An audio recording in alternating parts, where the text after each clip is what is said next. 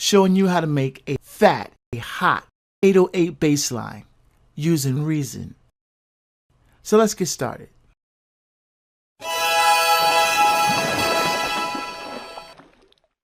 The Roland Tr-808 was released in 1980, and believe it or not, it was not very successful.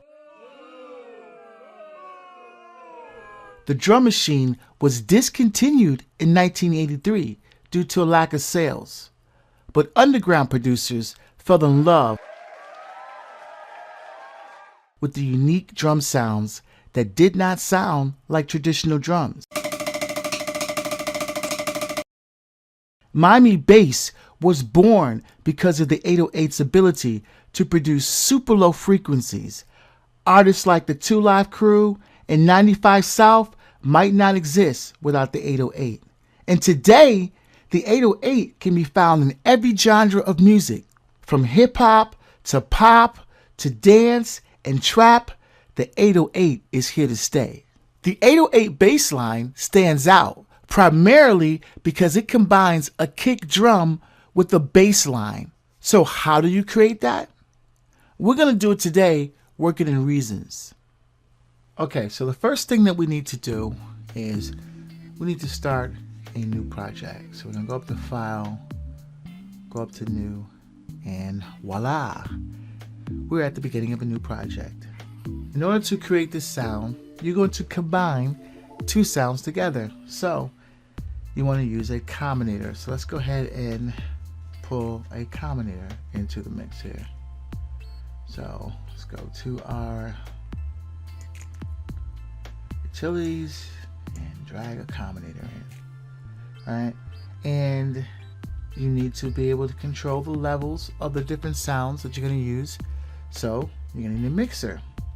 Next thing we'll do is we'll go and we'll find a mixer. I'm going to use a line mixer. So let's drag that below the combinator. So far we have a combinator and we have a line mixer. Now we're creating a Dirty South type sound, a sound that became really popular in the Dirty South style of hip-hop music. So what better sound to start with than a Dirty South sound? So let's go to the factory sounds and let's put in Dirty South.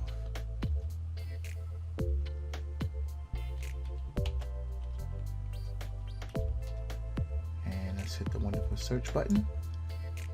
And voila, look at what appears. We have found the Dirty South sound. So let's drag that in right below the mixer.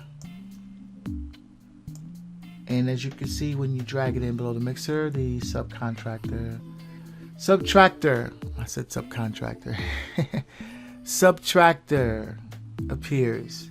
And let's listen to that sound and see what it sounds like.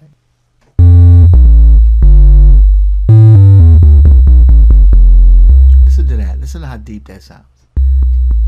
Those low frequencies. We could probably take that right there and actually throw that into a song. But I'm going to do a lot more to it. And this is also a wonderful time for me to say that I'm going to do some things that works well for me, what I'm trying to do. When you create the sound, you could play around, you could tweak different things, and you can make it your own. Whatever works for you, whatever's going to fit into your song, into your mix, that's what you should be trying to do here. This is just the building blocks. Once I give you those blocks, you can take this and make your own building. So with that being said, I'm going to mess around with the amp envelope a little bit. I know I need to bring that down a little bit. So make an adjustment and listen. Okay, I don't think that's bad at all. So let's leave that as is. Next thing I want to do is I want to throw a pulverizer in here. So let's go find a wonderful pulverizer. There it is. I'm going to throw that right below our sound here. And so as you can see now, we have our wonderful combinator. our inline mixer, our subtractor, said it right that time, and our pulverizer. Alright, so let's make some adjustments on the pulverizer. We should also reset this. I should have mentioned this in the beginning, but for all new devices that you put into your rack, which actually comes with preset sounds, you want to reset those. So we just reset that, and I know I want to dial up a little bit of the dirt, so let's try 20% and see what that sounds like.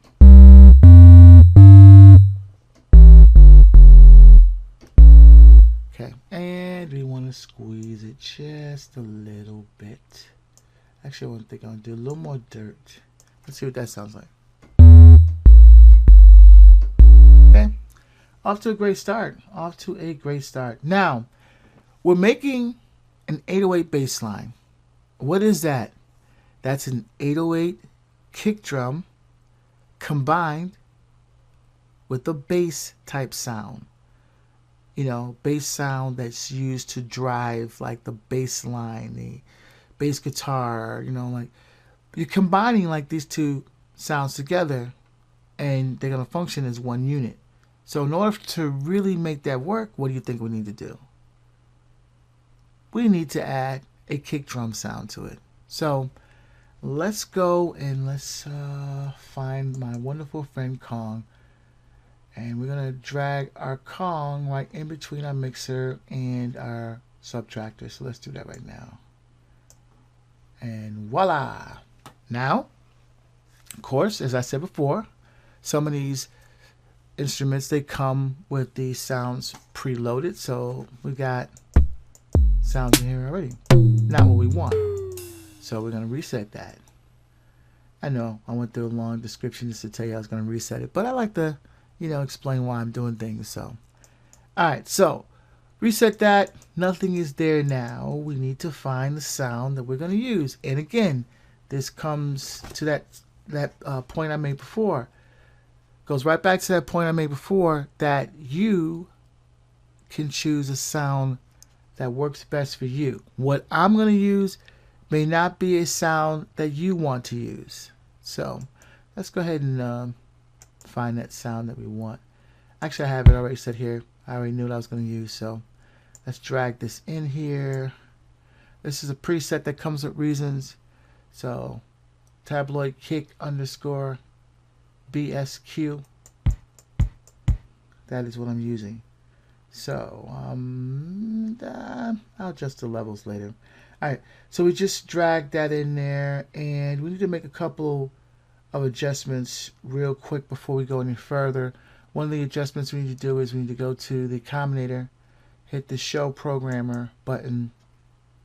Want to select the Kong, and then we want to uncheck receive notes. And the reason why is because you don't want all the sounds that you play from your subtractor to be triggered on every pad on the Kong.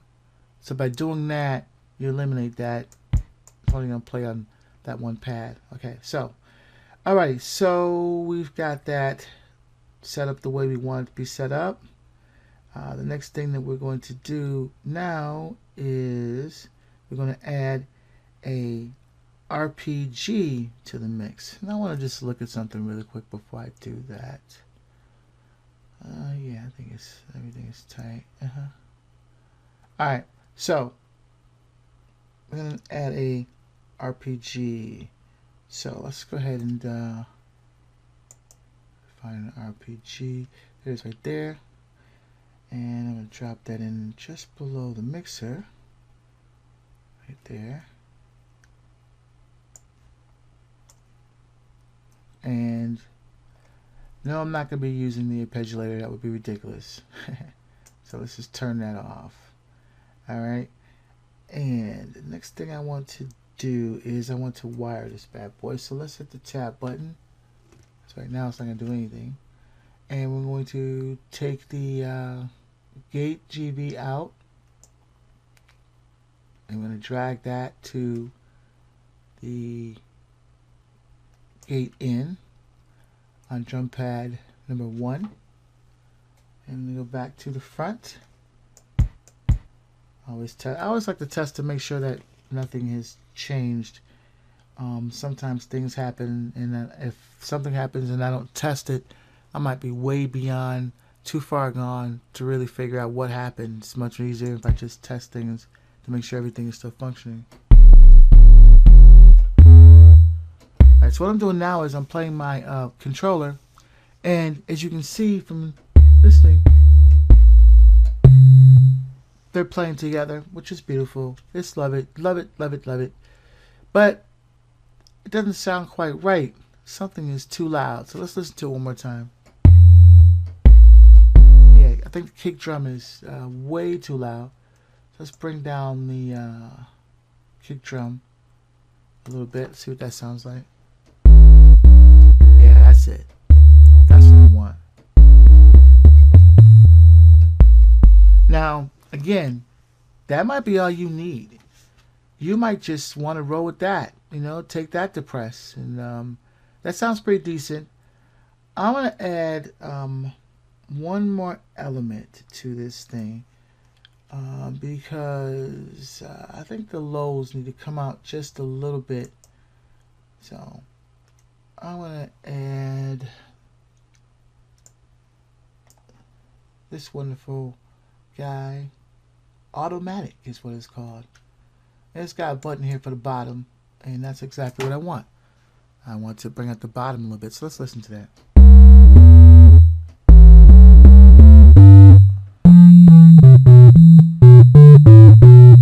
Distorted, but that's kind of like what you want anyway. Basically, the trick of actually making this work anyway is having it at the right levels, putting some compression on it properly in the mix to make sure that it's really low, but it doesn't blow your speakers. And with that being said, that really is how you do it. That's, I mean, again, there are other people who will use a ton of different distortions, you know. There's other videos out there, you know, that will use, you know, like Scream and throw that distortion in there. And, you know, they believe that more distortion is the best way to go. I'm not all into the distortion idea. I like this just the way it is.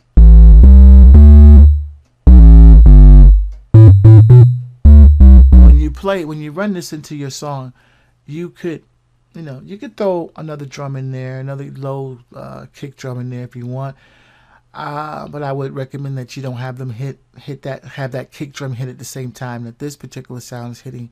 That's going to be a little too much, unless you are a really skillful mixer and you know just exactly how to make that all fit. And you could possibly do it, but it's going to be difficult. So let's go and listen to what this sounds like in one of my songs, since we've got this wonderful thing created. And it's an actual wonderful time for me to demo if I get a chance to play one of my songs. This is a song I'm working on right now. I'm going to play a little bit of it for you so you can hear how I made that. I will caution you, I have a little intro in there, so it's going to take a few seconds before the actual bass comes in, but check it out.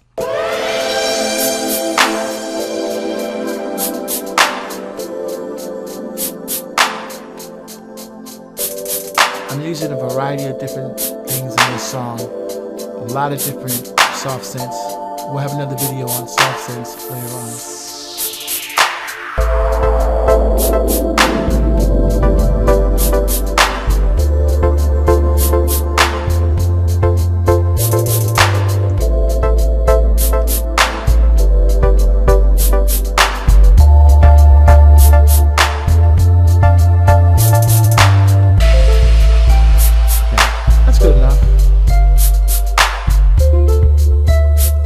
Idea of how I use that. That's what I did. That's one particular way to use it. Let me know what you think. Let me know if you think that you know, you prefer a little more distortion in this particular type of sound, or let me know if you think that, you know, it's better to combine another type of kick sound. You know, give me your opinion. I like to, you know, hear what you think about this and basically how you would go about producing it, because, you know, we have different ideals. That's what makes us great producers. We do things differently. You know, I like to learn from you. Hopefully you can learn from me. I'm Rick Scott, Thank you for watching this video.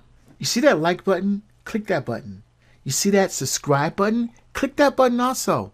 And oh my gosh, look at those comments down there. Please leave a comment, and thank you for watching.